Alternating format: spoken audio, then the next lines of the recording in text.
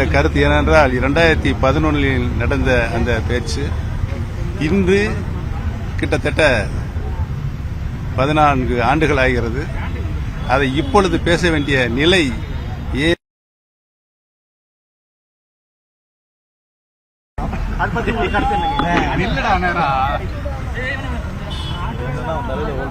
என்ன சொன்னாரு சொல்லுங்க, எனக்கு தெரியும். 2011 சீட்டு கேட்டாரா, ஆனா நீங்க போயிட்டு வைகோ கூட்டணிக்கு வரமாட்டாருன்னு சொல்லிட்டு போய் சொல்லிட்டீங்களா அப்படின்னு போய் சொல்லிட்டீங்க. மறைந்த முதலமைச்சர் சொல்லியிருக்காரு. என்ன நடந்தது?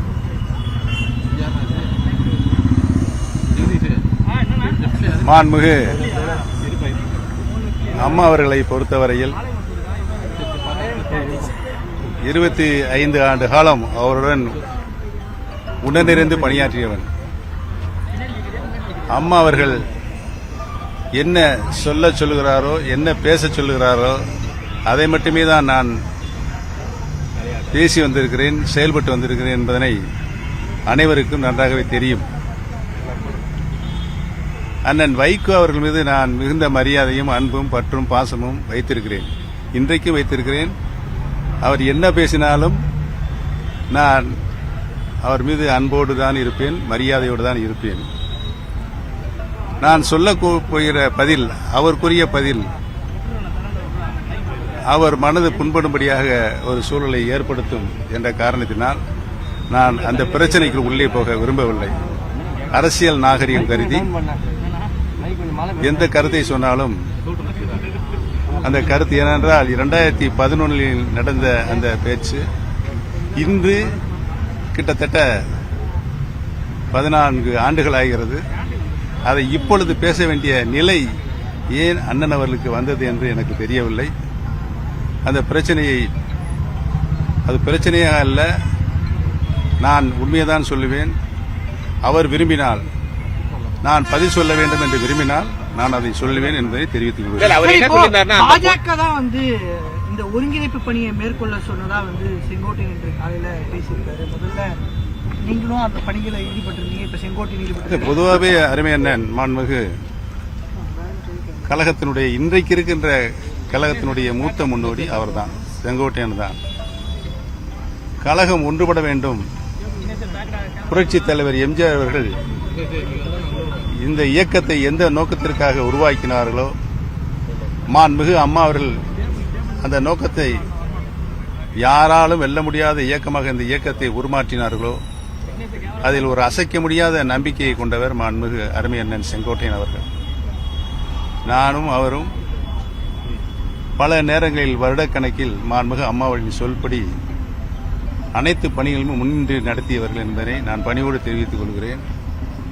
அந்த வகையில் அவரும் நானும், என்னை போன்ற கழகத்தினுடைய தலைமை கழகத்தினுடைய நிர்வாகிகள், அனைத்து இந்திய அண்ணா முன்னேற்ற கழகம் இந்த மாபெரும் இயக்கம் ஒன்றுபட்டு இருக்க வேண்டும் என்ற நல்லெண்ணத்தில் செயல்பட்டுக் கொண்டிருக்கிறோம். அனைத்து இந்திய அண்ணா முன்னேற்ற கழகத்தினுடைய தொண்டர்களின் உரிமையை பாதுகாக்கின்ற குழுவாக செயல்பட்டுக் கொண்டிருக்கின்ற நாங்கள், இந்த இயக்கம் தொண்டர்களுக்காகத்தான் இதயம் டாக்டர் புரட்சி தலைவர் எம்ஜிஆர் அவர்கள் உருவாக்கினார்கள்.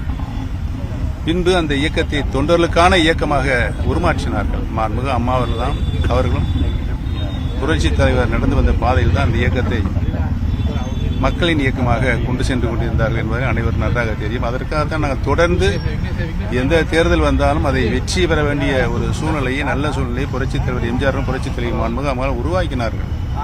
அந்த வகையில் இன்றைக்கும் நானும் அருமை அண்ணன் செங்கோட்டையன் அவர்களும் கழகத்தினுடைய மூத்த நிர்வாகிகளும் தலைமை கழகத்தின் நிர்வாகிகளும் கழகம் இணைய வேண்டும் என்றுதான், நாங்கள் மட்டுமல்ல தமிழகத்தினுடைய மக்கள் அனைவரும், இந்த இயக்கத்தில் இருக்கின்ற 2 கோடி தொண்டர்களும் இன்றைக்கு கண்ணீர் விட்டு அழுது கொண்டிருக்கிறார்கள். இந்த இயக்கம் ஒன்றுபட வேண்டும் என்று. அந்த வகையில் அண்ணன் செங்கோட்டையன் எடுத்திருக்க முயற்சி வெற்றி பெறும் என்பதையும் தெரிவித்துக் கொள்கிறேன். சார், இந்த பாஜக உண்மையாவே தலையிடுதா சார்? ஒரு பக்கம் பாத்தீங்கன்னா அவங்க நேரடியா இபிஎஸ் முதலமைச்சராக ஏத்துக்கிறாங்க, இன்னொரு பக்கம் பாரதிய ஜனதா கட்சி இந்திய திருநாட்டை ஆண்டு கொண்டிருக்கின்ற கிட்டத்தட்ட 18 மாநிலங்கள் அவர்கள் முதலமைச்சராக இருக்கிறார்கள். அந்த வகையில் அம்மாவிடம் மிகுந்த பாசமும் நம்பிக்கையும் கொண்டிருப்பவர்கள். இன்றைக்கு மாண்புமிகு பாரத பிரதமர் அவர்கள் அனைத்து இந்திய அண்ணா முன்னேற்ற கழகம் என்ற இயக்கம் ஒன்றுபட வேண்டும் என்றுதான் அவரும் மாண்புமிகு உள்துறை அமைச்சர் மாண்புமிகு அமித்ஷா அவர்களும் மற்றும் பாரதிய ஜனதா கட்சியில் இருக்கின்ற மேல்மட்ட தலைவரும் விரும்புகிறார்கள். ஆனால் ஒரு தனிப்பட்டவருடைய விருப்பு வெறுப்பை இயக்கத்துக்குள் சென்று கொண்டிருக்கின்ற காரணத்தினால் அது இன்றைக்கு ஒன்றுபடுவதற்கு தடையாக இருக்கிறது. என்னதான் அவர்கள் அள்ளி கொண்டு போக போறாலும் எனக்கு ஒன்றும் தெரியவில்லை. ஏனென்று சொன்னால் மாண்புமிகு அம்மார்கள் எங்களுக்கெல்லாம் நல்ல பதவிகள் உச்ச பதவிகளை அளித்திருக்கிறார்கள். பின்னால் வர இளைஞர்களுக்கும் அனைத்து இந்திய அண்ணா முன்னேற்ற கழக மாபெரும் இயக்கம் எந்த வகையில் இந்த சமுதாயத்துக்கு பணியாற்றியது கடமையாற்றியது என்பதெல்லாம் நினைவில் கொண்டு கழகம் ஒன்றுபட வேண்டும் என்பதுதான் எங்களுடைய முயற்சி. உறுதியாக நாங்கள் அதில் வெற்றி பெறுவோம். கடைசி கேள்வி, கூட்டணியிலிருந்து வெளியே வந்த பிறகும் பாஜகவினுடைய மூத்த தலைவர்கள் உங்களோட பேசிட்டு இருக்காங்க. உறுதியாக பேசிக் கொண்டு இருக்கிறார்கள், நல்லெண்ணத்தோடு பேசிக் கொண்டு இருக்கிறார்கள். அவங்களும் இந்த ஒருங்கிணைப்பை விரும்புறாங்களா? உறுதியாக விரும்புகிறார்கள். ஏனென்றால் இந்த இயக்கம் மக்கள் இயக்கம். அதனால் அனைத்து இந்திய அண்ணா முன்னேற்ற கழகத்தை தமிழகத்தில் இருக்கின்ற எதிர்க்கட்சியாக இருக்கிற இன்றைக்கு ஆண்டு கொண்டிருக்கின்ற தவிர பாக்கி அனைத்து கட்சிகளும் விரும்புகின்ற இயக்கமாக இந்த இயக்கம் இருந்திருக்கிறது. பணியில் இருக்கக்கூடிய ஓபிஎஸ் சோர் எடுத்த மாதிரி இல்ல நாங்கள் உங்களுக்கு தெரியும், சட்ட போராட்டம் நடத்தி கொண்டிருக்கோம். இந்த நீதிமன்றங்கள் முன்னால் நான் தெரிந்திருக்கிறேன்.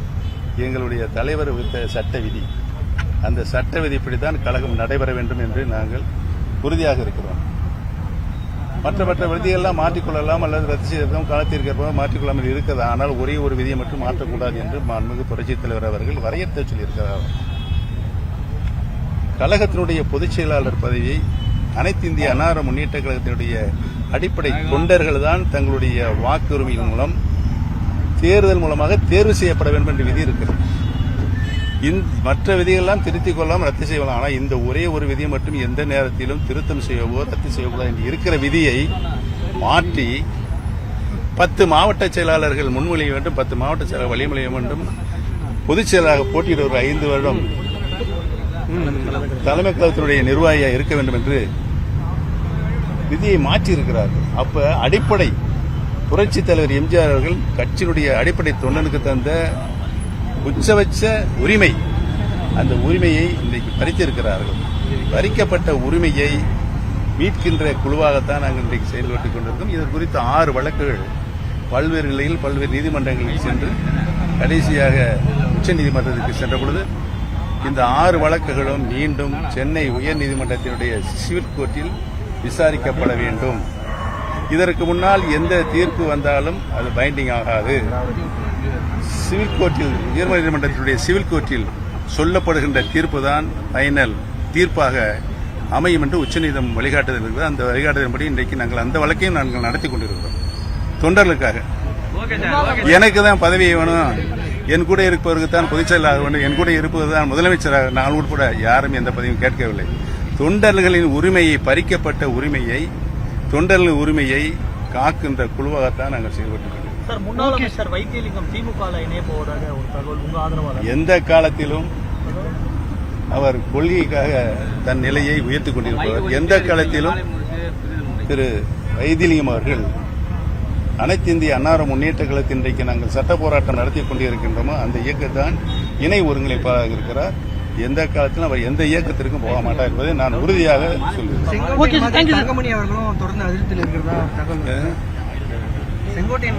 அவரவர்கள் மனதில் இருப்பதை இதயத்தில் இருப்பதை வெளியில் சொன்னால்தான் நாம் ஏதாவது கருத்து சொல்ல முடியும். நீங்கள் ஒரு யூகத்தின் அடிப்படையில் சொல்லிக் கொண்டிருக்கிறீர்கள். அனைவரும் இந்த இயக்கம் யாரால் வளர்க்கப்பட்டது, யாரால் நாங்கள்லாம் வளர்ந்தோம் என்ற நிலையில் நினைத்து பார்த்தால் இந்த இயக்கம் மாண்புமிகு அம்மா அவர்கள் சொன்னது போல பல 100 ஆண்டுகள் ஆனாலும் இந்த இயக்கம்தான் ஆட்சியில் அமரும் என்று சொன்னார்களே, அந்த எண்ணம் ஈடேற வேண்டும் என்று சொன்னால் கழகம் இணைய வேண்டும், இணைவதை வேறு வழியே இல்லை என்பதை தெரிவித்துக்